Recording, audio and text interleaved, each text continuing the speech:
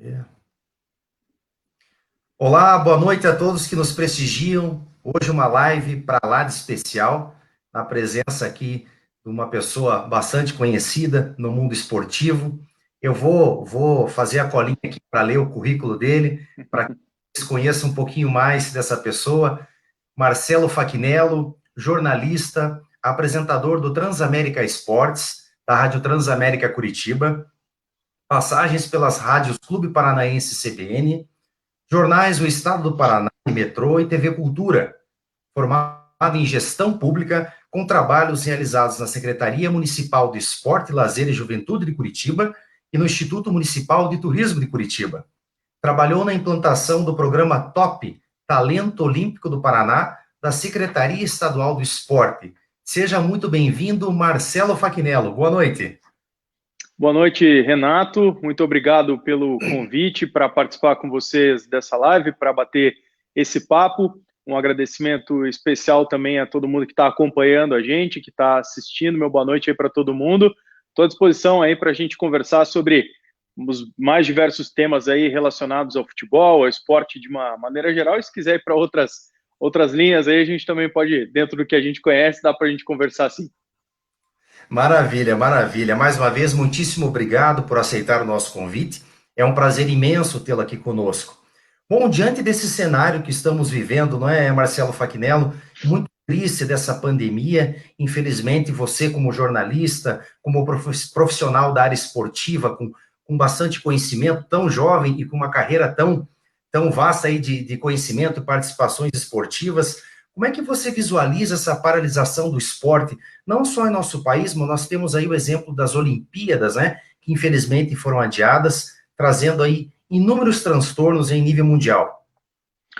Veja, Renato, primeiro, né, você acabou de falar, é algo mundial. A gente está falando de uma pandemia, né, e não é só o esporte que está sendo afetado, pelo contrário, né, todos os setores da economia estão sendo afetados, o esporte se inclui, porque acabou virando um grande negócio nos últimos tempos, e não é diferente com ele, não é diferente com esse segmento. Então, sem dúvida nenhuma, muito, né, vai ser prejudicado no esporte e em outros setores também. E, obviamente, né, claro, a gente está falando da questão econômica, da questão financeira, do prejuízo, né, economicamente falando, que isso vai trazer, mas a gente precisa, né, também falar, salientar o prejuízo de pessoas, né, de vidas, de famílias que estão passando por essa situação, e isso, sem dúvida nenhuma, na minha humilde opinião, precisa ser levado em consideração de forma prioritária. Então, antes da gente falar, e é importante, são dois braços, são dois lados de um mesmo problema, né, a questão econômica, mas é muito importante a gente salientar a questão da saúde, né, o como isso vai afetar a vida das pessoas, já está afetando a vida das pessoas, tirando vidas de pessoas, e por trás de toda a vida existe uma família, existem outras pessoas que ficam com esse sentimento. Então, é uma situação muito difícil, muito complexa, nos dois sentidos, né? No sentido econômico, do qual o futebol faz parte também, vai ter, sem dúvida nenhuma, um grande impacto, vai ser muito difícil também para o esporte, assim como eu falei para outras áreas, vai ser muito difícil também para o esporte, de uma maneira geral. Futebol, que é talvez o esporte que tenha a melhor condição, e não estou falando só da questão aqui do Brasil, mas em outros países também, mas há outros esportes que têm menos condições, que há menos investimentos, e aí falando aqui do nosso país especificamente, a gente vê outras modalidades não tendo o mesmo espaço, não tendo a mesma atenção que o esporte tem, então assim, todas elas certamente vão enfrentar dificuldades, vão passar por dificuldades depois que a pandemia passar, e a gente, infelizmente, não tem uma data, a gente não tem um prazo, as coisas só vão se acumulando, só vão acontecendo, sem saber exatamente onde vai parar, né? Infelizmente, é um problema extremamente complexo, né? Fica difícil. Primeiro que a medicina, né? A ciência até agora não encontrou, né? Obviamente, uma Exato. vacina, né? Só paliativos até então, mas a tal vacina provavelmente em torno de um ano a 1 ano e meio, de acordo com os principais cientistas do mundo, enfim, né? E isso certamente vai ter um impacto aí gigantesco ao longo do ano e do próximo ano. Em relação Sem aos dúvida. regionais, Fachinello, você que é cronista esportivo, você que é jornalista, né, está nesse mundo há bastante tempo, como é que você avalia os campeonatos regionais? Você acredita que os clubes irão suportar essa paralisação? Como é que você acredita que esses clubes estão se preparando? Vocês estão a todo momento tendo um contato com profissionais da área? Veja, eu acho que são diferentes leituras que precisam ser feitas. Eu até lá atrás, quando começou isso, né, já faz bastante tempo, a gente já está aí há praticamente 90 dias, né, vivendo essa situação. Quando o Campeonato Paranaense, vou pegar o nosso caso aqui especificamente falando, foi paralisado, e aí começou-se a falar em datas, começou-se a falar em possibilidades, no que iria acontecer, quando iria acontecer, se iria voltar, se não iria voltar, se o Campeonato Brasileiro iria ser realizado, se a Copa do Brasil, se a Libertadores da América, enfim, a gente estava olhando apenas, única e exclusivamente para a questão de calendário, né? E Exato. lá atrás, no começo disso tudo, talvez lá na metade do mês de março, que foi quando o Campeonato Estadual aqui parou, eu me posicionei diversas vezes falando na Transamérica que imaginava e não via sentido na realização do término, da fase final do Campeonato Paranaense. Se iriam escolher um campeão, se iriam rebaixar os times que ficaram nas últimas colocações, essa era uma outra discussão, mas por causa de datas, por causa de calendário, aperto do calendário, eu imaginava que o Campeonato Paranaense, ou os estaduais, de uma forma geral, não teriam espaço. Hoje, 3 meses passados e vendo como a situação, e sem saber tudo ainda, né, como você falou, a gente tem muitas coisas ainda para descobrir, para entender a respeito disso. Não temos vacina. Hoje surgiu uma informação de um medicamento que pode ajudar, né, de um estudo de uma universidade conceituada de Oxford, que pode vir a ser algo bastante utilizado, um medicamento já produzido em grande escala, enfim. A gente não sabe tudo, não sabe como as coisas vão acontecer, vão se desdobrar. Hoje, olhando para principalmente questão logística e questão de realidades diferentes, a gente tem muitas realidades dentro de um mesmo país. Estou pegando aqui exclusivamente o Brasil. A situação de São Paulo é diferente da nossa, a situação do Rio de Janeiro é diferente da nossa, de Pernambuco, a do Ceará. São locais, por exemplo, que os nossos times iriam ter que estar indo para jogar partidas do Campeonato Brasileiro. Como é que você faz o deslocamento de uma delegação de 40 pessoas num avião, ou então aqui próximo num ônibus, e coloca esses atletas, essas pessoas, esses profissionais de comissão técnica, de staff de um clube, para enfrentar, para viver a realidade diferente? Pego aqui de São Paulo, né? Tem os 4 times, 5 times aí na primeira divisão do Campeonato Brasileiro. É difícil imaginar que hoje, né? Estou olhando para o dia 16 de junho, que hoje se tem a condição de pensar em fazer isso, né? Em fazer com que o Campeonato Brasileiro seja disputado sob essas condições, com essas dificuldades aí que a gente está vendo e com realidades completamente diferentes num país tão grande como o Brasil. Então, hoje, eu penso até diferente do que eu pensava 3 meses atrás. Imagino que se o Campeonato Paranaense voltar, vai ser o caminho para se voltar o futebol. De uma forma geral, os campeonatos estaduais, se voltarem, vai ser o caminho inicial para um retorno de competições, de bola rolando, de jogo especificamente.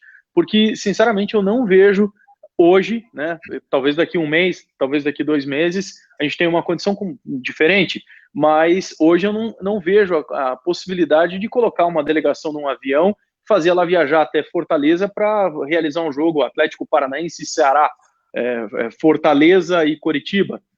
Não me parece ser lógico, não me parece ser algo consciente, né, fazer isso. E a gente está vendo muitos exemplos, como do próprio Campeonato Carioca, a possibilidade dos caras voltarem a jogar depois de amanhã. Eu acho, sinceramente, que é uma imprudência tamanha, de uma irresponsabilidade tamanha, colocar jogadores, colocar comissões técnicas, pessoas que vão estar reunidas para um evento, para uma partida de futebol, com essa possibilidade, né? Então, é difícil. Agora, acho que o caminho hoje, né, teoricamente, seria de retorno, realização das fases finais dos campeonatos estaduais e depois, né, talvez em agosto, metade de agosto, tô chutando aqui números do que a gente escuta, do que a gente ouve. Hoje se fala em metade de agosto para se pensar em Campeonato Brasileiro. Então, são 2 meses, né? São 60 Sim. dias. E aí talvez a gente tenha uma realidade diferente, mas ainda assim, sem público. Não acredito que a gente vai ter participação de torcedores, pelo menos dentro dos estádios, antes que haja uma vacina ou um remédio completamente eficaz. Enfim, acho muito perigoso você reunir 20, 30 mil pessoas no mesmo ambiente, né?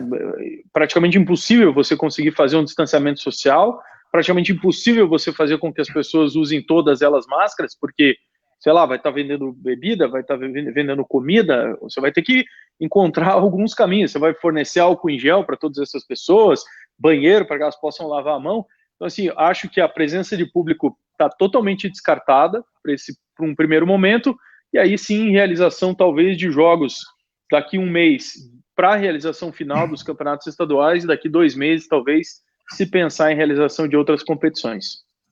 E as próprias Olimpíadas, né, Facnello, o prejuízo lá que o Japão, que era o país sede, Sem dúvida. o país já vinha com problemas socioeconômicos, né? Surgiu essa pandemia, as Olimpíadas paradas, daí eu já entro um outro assunto contigo, você que tem bastante conhecimento nessa área, patrocínios e arrecadação, né? Aí fica complicado. Como é que funcionam essas questões de patrocínio em relação a clubes de futebol, equipes de voleibol, handball, enfim, no esporte em geral? Qual é o tamanho do impacto que isso traz em nível de patrocínios e arrecadação nas modalidades esportivas? O que você acha? Gigantesco, gigantesco, né? Eu vou pegar um exemplo e talvez esse exemplo que eu vou dar aqui, talvez explique um porquê o Campeonato Carioca possa estar voltando de forma, na minha opinião, irresponsável já na próxima quinta-feira. O Flamengo, que hoje é o time que tem talvez o maior orçamento, talvez não, o maior orçamento do país, né? E aí o orçamento que eu digo é tudo, é bilheteria, é venda de camisa, é patrocínio, enfim, as receitas do cota de televisão, as receitas que entram no caixa do clube. Perdeu seu patrocinador master. Por quê? Porque não tem exposição, né? Você fica 3 meses aí sem transmissão de televisão, sem transmissão de internet, sem publicação de imagens da camisa do clube ou então das placas publicitárias, porque no fundo, e aí eu digo, e posso até contar depois um pouco para vocês como é a questão do outro lado, né?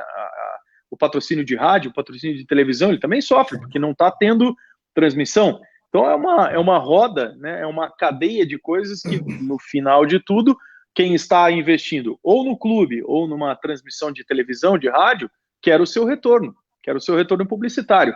Como é que ele vem? Através da exposição da marca, né? Você paga lá X milhões para ter a exposição no principal local da camisa de um clube de futebol, ou então de um clube de vôlei, ou então de um clube de basquete, ou então num carro de corrida, ou então numa moto, numa bicicleta, enfim, o esporte gira dessa forma. E a exposição é dada pela mídia. Claro, você tem outros modais aí de patrocínio com o seu sócio torcedor, né, um deles talvez, algumas outras atividades menores, mas o grosso disso tudo vem através da exposição da marca, né? O cara paga, como eu disse, X milhões para estar no melhor local da camisa do Flamengo, do Corinthians, do Atlético, do Coritiba, do Paraná, porque ele sabe que vai ter uma transmissão de televisão e a sua marca vai estar exposta para o Brasil inteiro ou até mesmo para fora do Brasil inteiro. E a roda vai girar com o cara tendo ali a mensagem subliminar de que aquele refrigerante que patrocina o time é o melhor, ou então aquela comida que patrocina o time, ou aquela marca de carro, e por aí vai. Enfim, aí já é uma outra linha, mas basicamente é isso. Então o impacto vai ser gigantesco, porque a gente não está tendo nenhuma das coisas. A exposição da marca não está acontecendo, porque não há transmissão de televisão, não se fala do nome do clube porque não há transmissão de rádio, a exposição de imagem e internet é praticamente muito pequena perante aquela, né? É uma cobertura muito menor que é feita hoje. Então, assim, o patrocinador ele chega num determinado momento que ele é parceiro do clube até uma certa hora, mas ele vai chegar e vai falar, olha, não dá mais, né? Eu também não estou vendendo aqui o tanto que eu vendia antes para continuar mantendo, ou vamos renegociar, ou vamos diminuir, ou vamos cortar no final de tudo. Então, acaba que é um ciclo, né? Nesse caso, vicioso, que é ruim para todas as partes. E o impacto certamente vai ser gigantesco, porque, como eu disse lá no começo, o futebol, principalmente, vou pegar essa atividade, né, que é talvez não em outros países, nos Estados Unidos, por exemplo, a gente tem os esportes de quadra muito fortes, o beisebol, o futebol americano, mas aqui no Brasil o grande negócio esportivo é o futebol, e é um negócio, né? Virou um grande negócio nos últimos tempos que movimenta bilhões, é uma baita de uma indústria. O Flamengo tinha como, vou pegar de novo porque é o maior orçamento, a ideia de receita do Flamengo desse ano era de R$ 1 bilhão. Então é muita coisa, né? É tudo, né? Não é só de patrocínio, é tudo. Sim, Então, é um orçamento gigantesco, né? O orçamento da cidade de Curitiba anual é de 10 bi, o do Flamengo é de 1 bilhão. Então, assim, é um negócio muito grande e que vai sofrer muito com essa pandemia. Nós tivemos exemplos recentes também do vôlei de Maringá, que estava passando por dificuldades financeiras, né? Que é dirigido pelo ex-levantador da seleção brasileira, o Ricardinho, né? O vôlei de Curitiba também, certamente, que retornou o projeto aqui, né? Que era um projeto que fazia tempo que estava paralisado, vocês certamente têm um vasto conhecimento sobre isso, infelizmente vai ser muito afetado. O Paraná Clube, por exemplo, que estava negociando com os russos, né? O que deu a parceria do Paraná Clube com os russos, infelizmente, né? Acredito que nem tenha mais essa parceria por conta dessa paralisação toda, não é verdade? Veja, você citou dois exemplos, né, de como eu estava falando aqui, o esporte, de uma forma geral, acaba tendo muito menos exposição e, consequentemente, a gente volta naquilo que a gente estava falando agora há pouco, muito menos patrocínio, né, a receita no voleibol ela é menor, no basquete, pelo menos aqui no nosso país. Você citou o Ricardinho lá no Vôlei Maringá, aqui em Curitiba, o trabalho de abnegação mesmo da Gisele Miró, que era uma tenista apaixonada por esporte que toca, né, o projeto do Curitiba Vôlei, com boas parcerias e tudo mais, mas ela encampando isso, muitas vezes até colocando dinheiro do bolso naquela realidade. Então você imagina agora, né? No caso do Maringá, havia uma empresa estatal de economia mista, na verdade, que é a Copel por trás, ajudando. Os patrocínios certamente vão cessar, né? Porque é difícil você falar para a população, ou falar para o seu acionista, ou para qualquer outro, que nesse momento você está investindo em esporte, sendo que não está tendo esporte, né? Então, assim, é difícil você contextualizar, você mostrar que ainda é, nesse momento, legal, viável você investir no esporte. Então, esse tipo de coisa certamente, né, me parece, até no futebol, me parece que tem clubes menores, com estrutura menores, que vão sumir, né? Se as coisas não se resolverem rápido, eu acredito que alguns pequenos que não tinham estrutura vão desaparecer. Claro, daí outros vão surgir, né? Essa roda continua sempre rodando, mas, assim, quem não estava pronto, quem não estava estruturado, e até mesmo alguns que estavam aí nos principais campeonatos, nas principais divisões, ou vão sumir ou terão muitas dificuldades para passar por essa situação. Você citou o caso do Paraná, de fato, né, a Rússia também é muito afetada com a questão do coronavírus, mas de uma forma, aí voltando para a questão econômica, não se sabe também como é que estão os negócios, né, dessas empresas ou desses empresários que estavam querendo investir no Paraná. Isso também cessa, né? A pessoa segura, retrai e espera. A pessoa que eu digo jurídica nesse caso, né? O empresário retrai, segura, espera passar para ver o que vai acontecer depois, porque não faz o mínimo sentido você vir aqui colocar, sei lá, 500, 600 mil euros, não sei nem qual é o valor específico que estava se negociando, sendo que você não sabe nem se vai ter futebol mês que vem ou na outra. Não vai fazer isso. Então, acredito que também é algo que vai precisar passar, vai ter que ser repensado. O próprio mercado de futebol, não é, Marcelo Fachinello? Eu estou acompanhando aí na parte esportiva, inclusive ouvindo muito vocês, a Transamérica Esportes, sempre, as novidades, as informações que vocês nos trazem, né, esportivas, as próprias negociações do mercado de futebol, né? Eu vi recentemente jogadores do Atlético, Curitiba, mas muito pouco, muitíssimo limitado, na verdade, negociações que certamente esfriaram, ou outras que possivelmente foram até afetadas em termos de valores de finanças, né? Eu vi recentemente, o mercado está muito paralisado, né? Como você explicou, né? Por conta disso, por conta dessa incerteza que estamos vivenciando. Então, isso também acredito que vai afetar muito as negociações de jogadores e frustrar sonhos de muitos atletas, não é verdade? Sem dúvida nenhuma, né? Alguns, aqui no caso aqui do estado, né, do Paraná, quem está um pouco mais ativo no mercado, tanto de venda como não de compra, mas de contratação de jogadores, é o Atlético. Até hoje anunciou a contratação de mais um, né, do Giovânio. Vendeu nesse meio tempo aí o Bambu lá para o futebol francês, até fez um bom dinheiro. Mas veja, não se fala muito mais em negociação, não é só em nível nacional, em nível internacional, porque né, essa é a incerteza, está tudo parado, ninguém sabe onde é que vai dar, porque da mesma forma que o empresário deixa de investir, que o patrocinador deixa de investir, o clube, de repente, também está pensando, por que eu vou contratar um jogador agora se eu não sei se vai demorar mais 2 meses, 3 meses? Então, as janelas de transferência serão muito diferentes, certamente nessa que deveria ser, né, que é a janela mais, aliás, é sempre bom a gente salientar, aqui a gente tem o final da temporada no mês de dezembro, né, lá a principal, lá que eu digo na Europa, pegando especificamente, né, o continente europeu, lá a maior janela, a melhor janela é essa, exatamente a janela de verão deles, lá onde as maiores negociações acontecem, porque onde acaba, né, a temporada, onde acabam os campeonatos, então os clubes se movimentam. A janela do meio da temporada, que é a janela para a gente aqui de início do ano, ela é uma janela menos aquecida.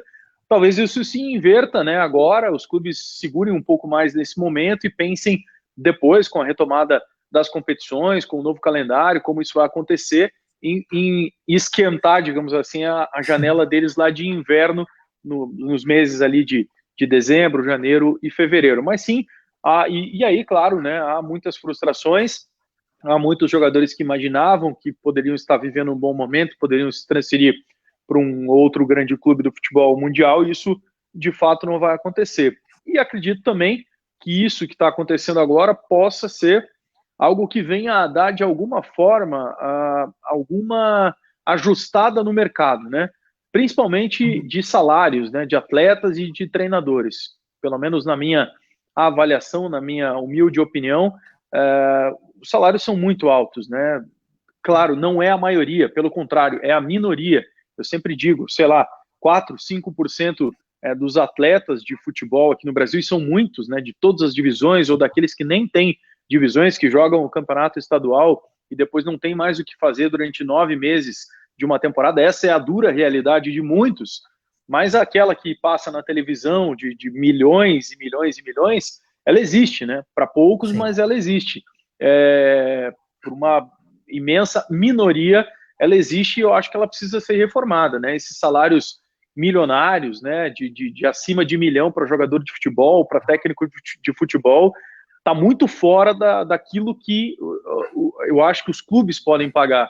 E aí o que está acontecendo, até falei agora há pouco, e que alguns clubes talvez possam até sumir, tem um monte de gente que está culpando a pandemia pela situação dos clubes. Mas esquecem que contrataram durante 10, 15 anos um monte de jogador pagando salários milionários sem ter possibilidade de pagar esses atletas. Depois vai para a justiça, depois resolve na justiça, a gente vê como é que a gente faz. No outro ano é uma nova diretoria que vem por aí, eles que se resolvam com isso. E essa foi a realidade da maioria dos clubes brasileiros nos últimos 10, 15, 20 ou até mais tempo. Isso vem vindo, né, como uma bola de neve. E aí, agora, chegou a pandemia e os caras estão usando isso como desculpa. A gente não tem mais condição, o clube está quebrado por causa da pandemia. Mas esquecem do passado aí, de contratações loucas, malucas, fora da realidade, pagando 3, 4 treinadores numa mesma temporada, e isso cobra, né? De alguma forma tem um preço. Eu concordo faço minhas as suas palavras, concordo plenamente, tendo em vista que isso até é um critério desestimulante para certos atletas, né? Você competir num clube de futebol ou outra modalidade esportiva em que você tem atletas ganhando rios de dinheiro, né? E outros ganhando muito pouco, sendo que o esforço é praticamente o mesmo, né? Eles são atletas de alto desempenho, rendimento, enfim. E eu compactuo com a sua ideia, Faquinello, realmente há necessidade de um ajuste, né? É preciso que isso seja repensado, realmente, porque também tem a questão da própria competitividade. Nós vimos aí ao longo de décadas aí, diferentes campeonatos regionais e até outras modalidades esportivas, essa discrepância muito grande, na verdade. E até aproveitando esse gancho, Recentemente eu vi num canal televisivo comentaristas discutindo a questão dos atletas de alto nível, de alto rendimento. E esses cronistas, esses comentaristas estavam dizendo que acreditam que quando passar essa pandemia e retornarem às atividades esportivas, na opinião deles, fatalmente teremos campeonatos mais pobres, empobrecidos, devido ao rendimento desses atletas. Você também, com a tua experiência, conhecimento, você acredita que isso possa realmente acontecer? Veja, eu acho que tecnicamente a gente vai ter sim um prejuízo, né? Vai ter um prejuízo porque, ao que tudo indica, os clubes vão ter menos possibilidade de contratação, ou seja, vão ter mais dificuldade de, por exemplo, repatriar. Vou pegar um exemplo, né? Repatriar um jogador que estava lá com 32, 33 anos, ainda não em fim de carreira, ainda com possibilidade, mas talvez não mais para um mercado europeu e trazer para cá. Os outros clubes que talvez tivessem uma revelação, um cara que estivesse jogando bem, talvez não tenham condição até de segurar esses atletas aqui e tenham que vender por um valor até muito mais baixo do que esse atleta poderia, de repente, alcançar no mercado. E acho que a gente vai ter um prejuízo também, e aí também tem um impacto no técnico, né?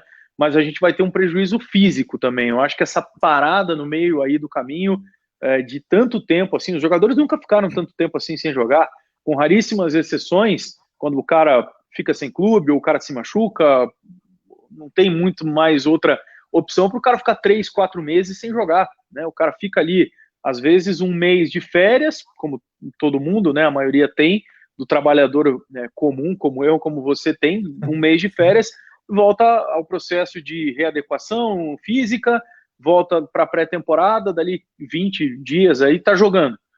Um mês e meio, né? Vamos colocar.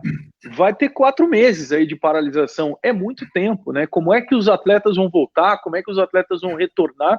Então, acho sim que a gente vai ter um prejuízo por esse lado, da possibilidade dos clubes de montarem bons times, montarem bons elencos, segurarem jogadores que talvez tenham que sair para, de repente, a velha história, né? Vender o almoço para comprar o jantar, porque não dá muito para segurar, não tem muito o que fazer. Na primeira proposta que vem, o cara que valia 10 milhões de euros vai embora por 5, né? Estou citando aqui hipoteticamente, mas é o que pode acontecer. E daí também a questão física, eu acho que vai ser um novo jeito, uma nova maneira, a gente vai ter que tentar entender. E uma outra questão que eu acho que também pode pegar muito, né? Eu tenho assistido a alguns jogos desses campeonatos que retornaram, né? Campeonato alemão, agora o campeonato espanhol, sem público. Isso faz muita diferença, né? A gente está vendo ali até os números do campeonato alemão nas primeiras rodadas que foram disputadas depois da volta aí, são surpreendentes. A gente tinha ali, acho que em 3 rodadas, 3 mandantes ganhando seus jogos. Quando, no caso, ao contrário, né, quando tinha torcida, quando tinha a presença do público, era completamente diferente. A grande maioria dos mandantes vencia as suas partidas. Então, acho que isso pode ter, sim, um impacto. Eu não tenho os números precisos, mas até se o pessoal quiser, pode procurar. Nas 3 primeiras rodadas, me parece que foram 3 jogos que os mandantes conseguiram ganhar. Então, vai ter um impacto certamente muito grande, porque isso vai fazer uma diferença não ter o torcedor ao seu lado. E também a questão do clima, né, do jogo ali, isso também faz diferença, porque o atleta, de uma certa forma, ouve o que vem de lá, a gente que está acompanhando, assistindo também, vive o espetáculo de uma forma diferente. Eu acho que esses serão os impactos imediatos aí que a gente vai ter e que certamente terão algum tipo de influência na maneira, na qualidade do jogo. E os clubes, Faquinello, os clubes estão se reinventando em meio a essa pandemia? O que vocês estão observando aí em termos de inovações e criatividade por parte dos clubes paranaenses, obviamente, especialmente aqui, né, puxando a brasa para a nossa sardinha, não é verdade? O que vocês estão observando aí de novidade ou que possa ficar de tendência na pandemia em relação à gestão dos clubes paranaenses? Veja, a gente não tem muito acesso, né, à informação interna de como os clubes estão trabalhando nesse momento ainda. Mas eu acho que, indiscutivelmente, os clubes vão ter que se reinventar, né?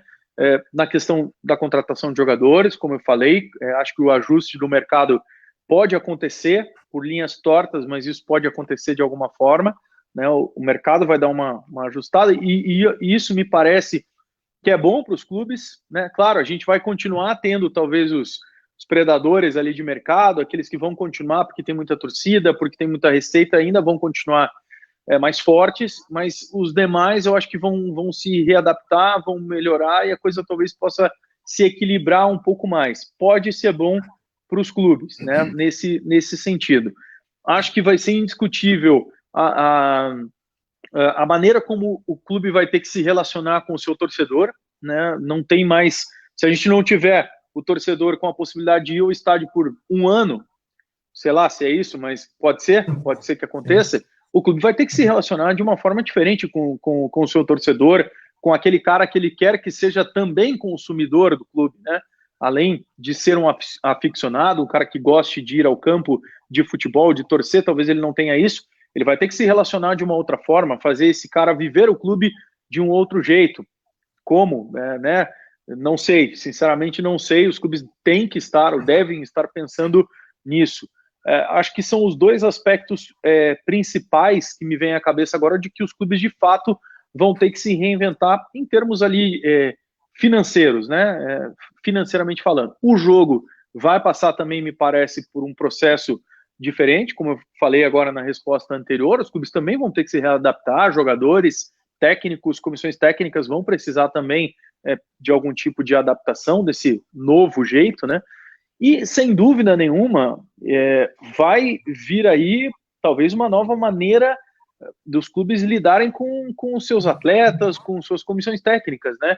Questão da higiene, questão de vestiário, questão do contato ali entre os atletas dentro de uma concentração. Acho que tudo isso vai ser diferente a partir do momento em que a gente voltar com o futebol, e principalmente enquanto a gente não tiver uma vacina, né, algo preventivo para essa situação. Infelizmente. Outro assunto importante que nós estamos vivenciando aí, né? Nós vimos aí recentemente as manifestações contra o racismo nos Estados Unidos, né? Devido àquela situação daquele cidadão estadunidense.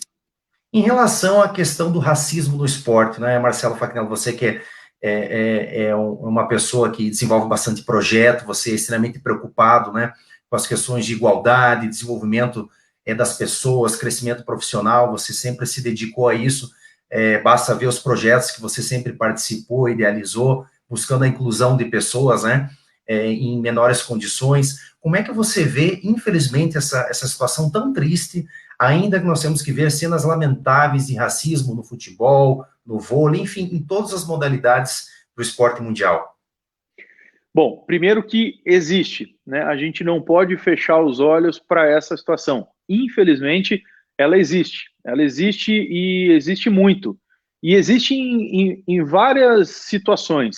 Você falou ali que existe do torcedor para o atleta, né? Isso existe. A história do cara ir dar um saque no voleibol e ser xingado a todo momento, a gente já viu isso na televisão. A história do goleiro ir bater um tiro de meta e ser xingado, e aí não é só o preconceito racial, né? No caso, racismo, ali é também o preconceito, muitas vezes, de homofobia, né? A gente vê isso muitas vezes, é importante a gente falar isso também, porque existe, e existe também internamente.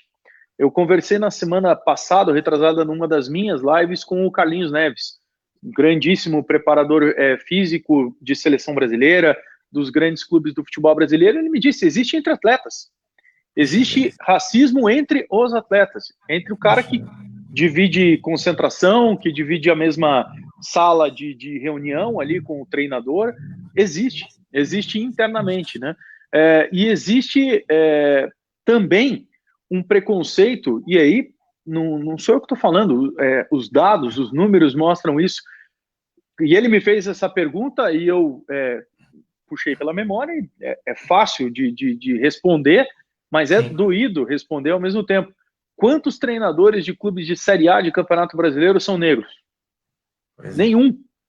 Nenhum nessa situação. Então, assim, existe, né? Não sou eu que estou falando.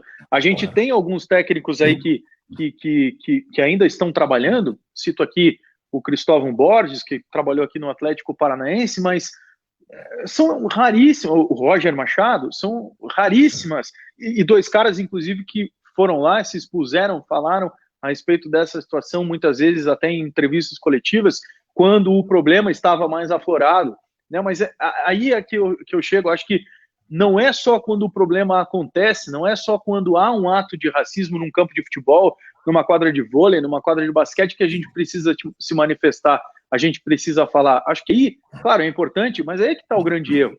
Passa isso, acontece uma situação, ninguém mais fala. Não há uma linha de trabalho, por exemplo, da Confederação Brasileira de Futebol junto às suas federações ou junto aos clubes para fazer alguma coisa junto com o seu torcedor, de processo de conscientização, de ensinar mesmo essas pessoas, de mostrar para essas pessoas que não há diferença, que somos todos iguais. Então, não há isso, não há algo permanente, não há algo discutido toda hora com a participação de outros membros, dos atletas, da comissão técnica, dos dirigentes de federações, de CBF, da imprensa, de uma forma geral, que poderia se envolver muito mais nesse processo de discussão desse tema. Então, existe, só é tratado, infelizmente, quando acontece alguma coisa. Isso é uma pena, é lamentável, porque a gente não sabe, eu não imagino, eu não sei, eu não consigo mensurar o quanto deve ser doído, o quanto deve ser sofrido, difícil para alguém que vive e passa por uma situação como essa. Infelizmente, ainda somada ao problema social, né? Digamos assim, a ignorância da sociedade de maneira geral, não só no Brasil, mas no mundo inteiro, né? A falta de conscientização, a falta de respeito, punições também, que sejam exemplares, não é isso, Marcelo? Que mostrem para o cidadão também, né? Não, sem dúvida nenhuma, né? Acho que isso é ponto pacífico, né? O cara que comete, que faz algo assim, que comete um ato desse, está cometendo um crime.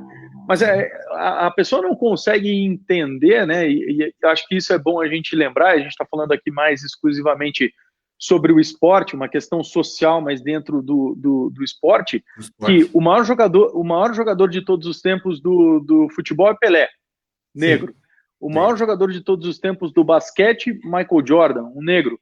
Um dos maiores pilotos de Fórmula 1 e que ainda está em atividade, competindo ainda em altíssimo nível, Lewis Hamilton, negro. Yes. Os maiores boxeadores da história da humanidade, posso citar aqui Muhammad Ali, por aí vai, negro. Então, assim, também. Então, assim, em todas as modalidades, tem gente ou muito boa ou a melhor. Então, assim, como é que você consegue entender, conceber dentro do esporte isso, né? Se você tirar esses caras aí, veja, claro, vai ter muita gente boa, obviamente, mas você vai tirar, você vai estar tirando os melhores de, sei lá, 5, 10 modalidades. As pessoas não conseguem nem pensar nisso, nem levar isso em consideração.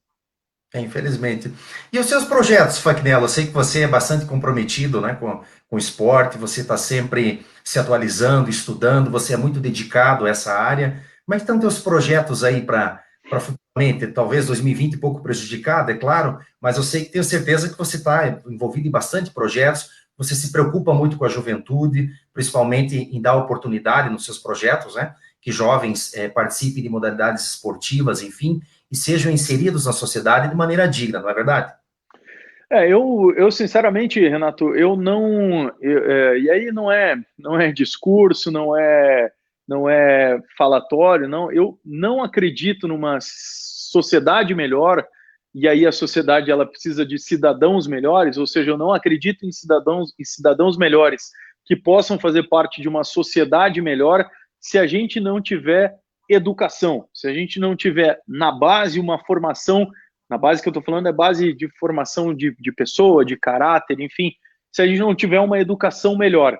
Eu não acho que a gente vai formar melhores cidadãos se a gente não tiver uma boa escola, se a gente não tiver bons professores, se a gente não conseguir valorizar os professores, né? E, ao mesmo tempo, junto com isso, eu não consigo também entender que a gente vai conseguir formar melhores cidadãos se a gente não der educação e não der esporte, né, para essas crianças que no futuro serão adultos, melhores ou piores. Então, assim, eu não vejo outro caminho se a gente não der uma boa escola de manhã e uma boa prática esportiva, pelo menos uma, à tarde, né, com acompanhamento. Então, assim, parece ser a ideia, mas eu só acredito mesmo, só acredito nisso, só acredito que a gente vai conseguir ser melhor. Talvez a gente não veja, porque é um processo longo, demorado, que não acontece do dia para a noite, se a gente não tiver uma formação de pessoas melhores, e acho que passa exclusivamente por escola e esporte juntos e interligados.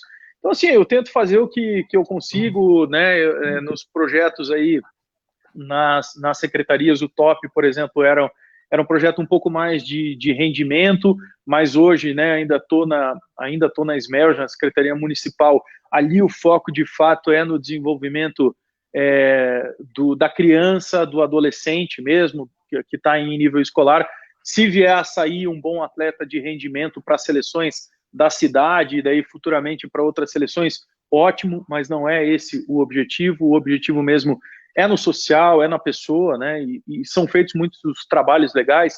A gente tem um programa que atende aqui em Curitiba 13 mil crianças, né, no contraturno escolar, que é o Esporte Mais Escola igual a 10. É fantástico, pode aumentar, pode ser ampliado, mas precisa, obviamente, também da ajuda, do recurso, tanto público como da iniciativa privada, das parcerias. Então, acho que é um projeto muito bacana. Em relação ao projeto que eu gosto, que eu ajudo muito, né, que até o Carlinhos Neves, que eu citei agora há pouco, faz parte, que é o futebol de rua, que também é algo parecido. Crianças e jovens, né, adolescentes aí que têm algum tipo de dificuldade, que estão em situação mais complicada, são acolhidos ali para um processo todo de formação esportiva, uma metodologia diferente, tem outros ensinamentos lá dentro também. A gente está agora com um programa de jovem aprendiz dentro também lá do futebol de rua. Então, assim, a gente tenta se envolver. Eu fico feliz de poder ajudar, porque, como eu disse, é a minha crença, é aquilo que eu acredito, e só acho que a gente vai mudar, vai fazer um país melhor, uma nação melhor, se a gente tiver pessoas melhores. E meus parabéns, é isso aí, nós precisamos de mentes assim, pessoas que realmente dediquem o seu tempo, a sua inteligência, seu conhecimento para ajudar aqueles que necessitam. Parabéns, desejo sucesso dos projetos, Marcelo. Eu não quero tomar mais Obrigado. tempo, eu acho que eu só tenho a agradecer pela sua participação. Você deve estar cansado, né? Está desde cedo trabalhando, tem compromisso com a sua família. Eu gostaria de agradecer em nome da nossa página, grupo da nossa página, a ilustre presença aqui de Marcelo Fachinello. Muito obrigado por discutir conosco assuntos tão importantes aí no mundo do esporte. Eu só tenho a agradecer. Certamente Campo Largo aí espera um dia uma visita sua aí, quem sabe, com um projeto muito bacana, positivo aí. Eu sei que tem um jogador do Paraná Clube que é aqui de Campo Largo, não recordo o nome, mas tem um atleta que é daqui, inclusive, aí. Vou dar uma procurada. Eu de cabeça não lembro, mas deve ter. Cidade muito bacana, muito legal, que eu gosto muito, admiro bastante aí. Se eu não me engano, é um jovem volante, é um volante loirinho, foi revelação aí do Paraná Clube, eu não lembro até o nome do jogador, eu sei que ele é daqui. Agora eu posso até citar aqui, mas não, de cabeça não vou lembrar. Mas se tem, pô, legal, bacana.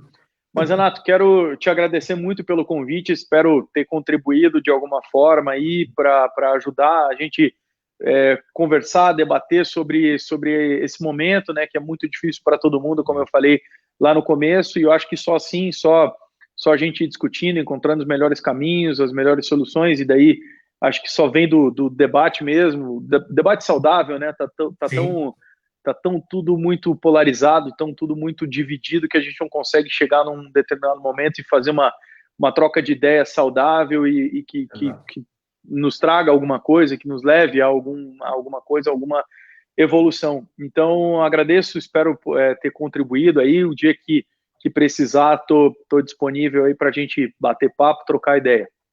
Maravilha. Mais uma vez, muito obrigado por vocês que nos prestigiaram na live de hoje, essa live tão especial. E Marcelo Fachinello, um grande abraço. Desejo sucesso aí nos seus projetos, no seu trabalho. E certamente estarei acompanhando vocês aí na Transamérica Esportes aí, ouvindo as informações. O meu clube de coração, vou revelar para você, eu torço para o Paraná Clube, por isso que eu fiz aquelas perguntas. Sou mais um torcedor aqui. Então, um grande abraço. Valeu. Obrigado, tenha uma boa noite, Marcelo. Até a próxima. Valeu, Renato. Obrigado pelo convite mais uma vez. Uma boa noite a todos, que todos fiquem bem aí, que a gente possa juntos aí passar por essa situação. Um abraço. Até mais.